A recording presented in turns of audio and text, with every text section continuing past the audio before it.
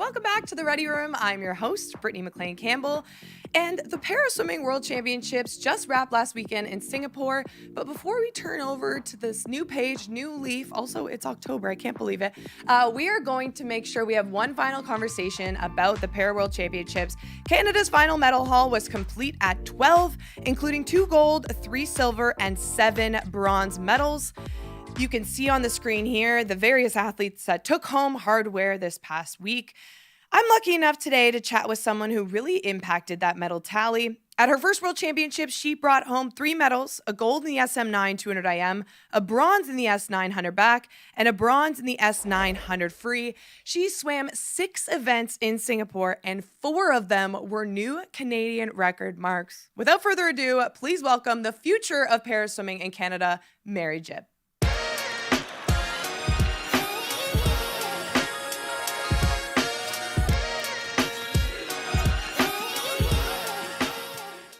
Mary, it's so good to see you. I'll start with just a huge congratulations. Yeah, thank you so much for having me, and this is amazing. Well, we are so grateful for the chance to chat. I am always so lucky and fortunate to have amazing athletes to follow and to cheer for, but your story is nothing short of amazing. I want to start just by asking, how was your experience in Singapore? Yeah, it was a lot of fun. I think being Paris, my first team, I was a little bit more like shy and stuff like that. So coming into Singapore, just like talking way more and getting to know the team a lot better. It was just a lot of fun. And it's always fun when you're doing well. They always say a happy swimmer is a fast swimmer. I wanted to read off quickly. You had 6 individual events and 2 relays on top of that. So a very busy program. Almost entirely best times. You qualified for finals in all 6 events that you swam, and you reached the podium in 3. Were you expecting this? No, like I had my eye on the 200 IM, and a little bit on the 100 free and 100 back because I was like ranked 3rd in those like off world rankings for this year. So I was kind of had my eye on them, but if it didn't happen, that'd be fine. And I know, you always set your sights. Typically, an athlete sets their sights on like a personal best. And in order to get to the podium, it usually is like all you can control is your own performance. Well, you did just that. In the 200 IM, you dropped 6 seconds off your personal best time, win the event in dominating fashion against a field that was arguably one of the most competitive. I say it a lot, but after the Olympic years, sometimes we see some athletes missing in action. But the time you posted 1 of 1 gold at the Paralympic Games, talk to me about the moment of watching the flag rise. You're standing on the podium singing "Oh Canada." What was that like? To be honest, it was like so surreal. Um, to have like that time drop and just to be able to like represent my family and like the club uh, was a huge honor. And I think that like I was shocked, but I knew I could do it. After the prelim swim, like I had that extra fight in me, so it was super cool, and yeah, I'm honored. And you talk about the people that helped you get here a lot. Your family's made some sacrifices to head west. I wondered if you could tell me a bit about that decision to move to swim with the Pacific Sea Wolves and Jai Lawrence. And I heard through a few people, I think it was actually Kat Roxon who I chatted with last week, and she mentioned you two clicked at the Paralympics. And yeah, I guess my first question is just what led to the decision to make that move? Yeah, so Jai was my coach in Madeira, Portugal for European Championships, and also at in Paris. And we've really clicked, and she was giving me like technical feedback, and I was like, okay, if we make the move, like I bet you we'll see like major improvement. And so we decided that we would make the move. So I've been out there for like 6 months right now. And it's crazy to see the amount of time drop and just how much better like my strokes have gotten in that short time period of 6 months. And is there anything specific you can share about her coaching methods or her style or the way that she's been able to impact you in those short 6 months? Yeah, just like a lot of we hit 200 race pace like every single day. It's not that fun in it, but like it does work. So yeah. Definitely more time uncomfortable, and it sounds like something's paying off, something's working, more than something. A lot of things are working well for you. Speaking of kind of that, like the hard training to get there, I look at a meet like this. You're 7 days of racing. For you specifically, you started on day 2 and you went all the way until the very last day of the competition. That's a lot. How did you manage, the body and the toll that it takes over those 7 days to be able to be strong from day 2 all the way to day 7? Yeah, like I said in a couple of my interviews, that 200 IM was like the main focus, and then it was kind of just like all for fun after that point.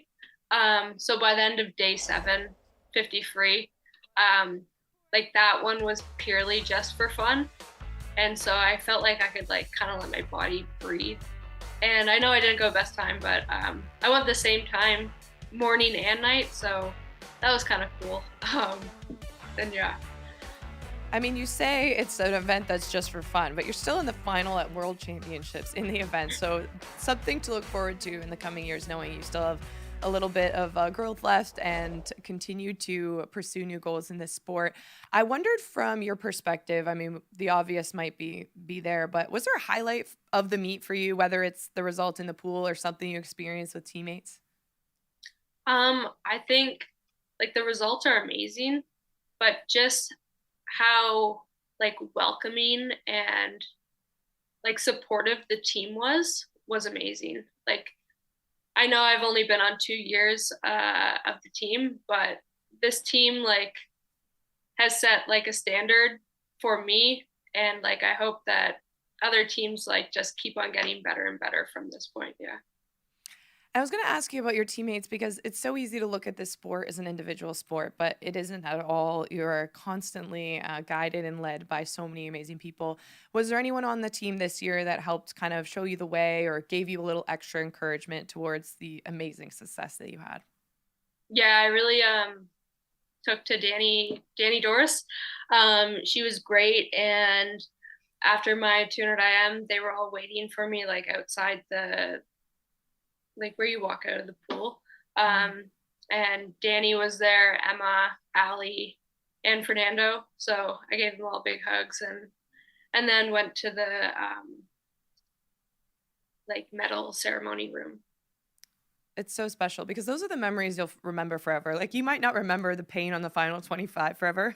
I will say maybe you do right now, but I promise looking back 10 years, you don't remember those things, but you remember who was there to hug you in the moment and the excitement. And it's special knowing someone like Danny who's been on that podium, the top of the podium, quite a few times. And it's really cool to have someone guide you and give you that advice and that honest opinion. So really great to hear. I wondered, I read an article that talked a little bit about your approach with a mental performance coach. And I know how important at this level when you have a lot of pressure to be able to work on the mental, both the physical, but the mental side of the sport is so important.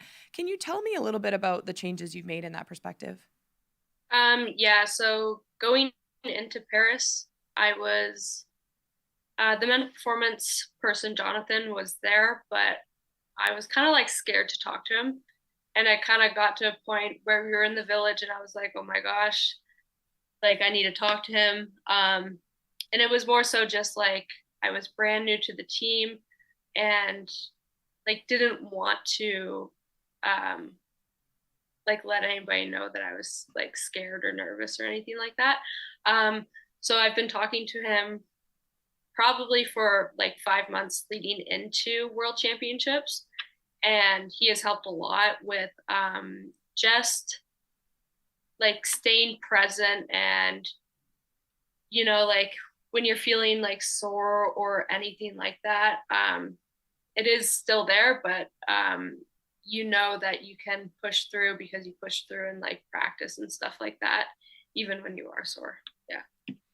And I think there's something to be said for that too. When you come down to an event like this, where you said the 2 a.m. was your big focus, it comes on the first day of the meet. Sometimes it does take an event or two to get into the meet, but you had one chance at that race, right? And so people don't realize how heavy that weight is of like, I have big expectations here. I want to do well. Were there any specific strategies you used on that day, or was it really just as simple as reminding yourself that of the work you put in to get there and yeah, how much you deserved that success? Yeah, and just like staying focused on myself in the flyback rest and then really racing it in the freestyle, racing my competitors. But like I'm not like first to the wall in backstroke and breaststroke. Like there was some pretty good breaststrokers. So just really focusing on myself in the breaststroke and then just racing it in the freestyle. And yeah, it worked. So It sure did work. Well, you've talked about the strides you've made since the Paralympics last summer in Paris. When I spoke to Kat Roxon last week, excuse me, she mentioned last year how you were on the quieter side, but she saw what she described as a spark within you, and now we both agreed that it's a full blown fire. And then Aura Lee, I talked to the week before, and she was saying that at training camp she was getting texts of how hard of a worker you are, and that got her pumped up. You're definitely putting yourself in the conversation with some of the greatest Canadian para swimmers. We watched you break Steph Dixon's records that have stood since almost the entire time you've been born. So tell me about what that's like when you hear your name in conversation with some of these incredible athletes that Canada has had the privilege of cheering for the last few years. it's absolutely incredible. Um, I don't really see myself as like one of the greats. I just see myself as just like a normal swimmer. But to hear that, it's an honor. And I wanted to ask about the Paralympics as kind of a stepping stone to allow you to do what you did this year, because often people don't realize, but going to the games alone is a huge kind of adjustment. So how did that Paralympic experience set you up for success when it came to being able to stand on top of the podium this year at World Championships?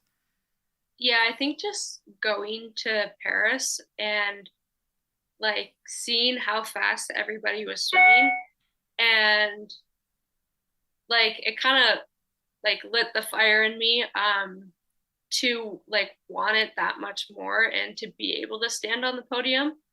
Um, and so I think that's like really what started it all. Yeah.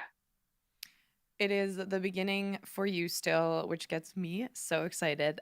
It is time for our no cap segment. So I am going to pull a fun little question out of my swim cap that some of our curious viewers have submitted over time, or sometimes curious viewers, it's me. But our no cap time.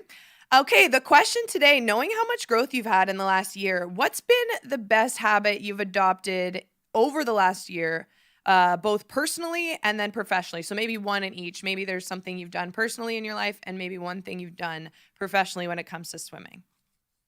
I think so. I just got like an aura ring, and like my sleep has gotten so much better. And I think just like having it like pop up on your phone and saying like, oh, you only got 6 hours of sleep, like it makes you want to get like 10 hours instead of six.